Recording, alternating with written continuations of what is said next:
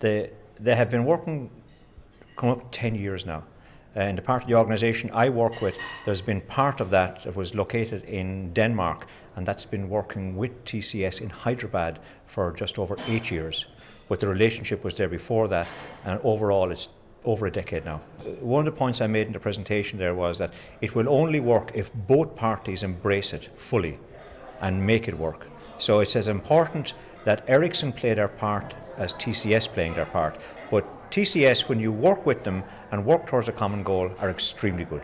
Okay, flexibility is critical for us because we might have a volume of work that we can't handle with our own resources, in which case we need to bring people in, but that volume might diminish and we might need to shed resources. And they're quite comfortable us flexing the resources to go up and to go down.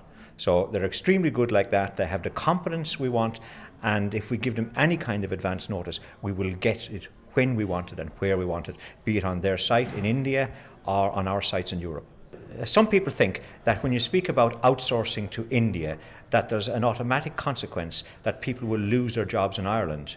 We don't take that view. We say we're going to increase our overall pool of people, but we will maintain the number of people we have working in Ireland for us, while we need to have the extra capacity for a defined amount of time, but also that gives us a combined cost reduction because the hourly rate is cheaper in India than it is in Western Europe, and the sum of those is our hourly rate. So in using India, your hourly rate actually diminishes, it reduces, which makes you more competitive.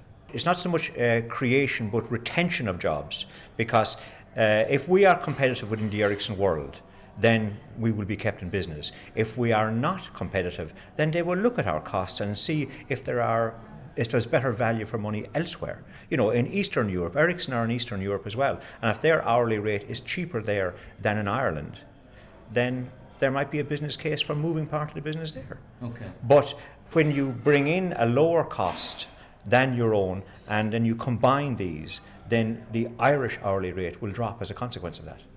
I'd recommend it very strongly, but I'd also sound a warning to anybody going to work with Tata or any other major partner. It's not a matter of just choosing the partner and throwing the work over the wall. Once you choose the partner, you've really only started, and you must work on it every day in clarifying requirements, in monitoring how the work is being delivered, in overcoming problems together. Because, for instance, in many cases in India, they won't have a test environment. They will remotely link into a European test environment, such as we have in Athlone. But you must make sure that test environment is there when they want it, has the configuration you want, and if there's a problem with it, you must have somebody there to fix it so you can use their time effectively. Outsourcing means different things to different people. In my world, it just means working together with somebody else rather than giving them work to do and let them work in isolation and deliver you an end product which might or might not meet the requirements that you thought you specified.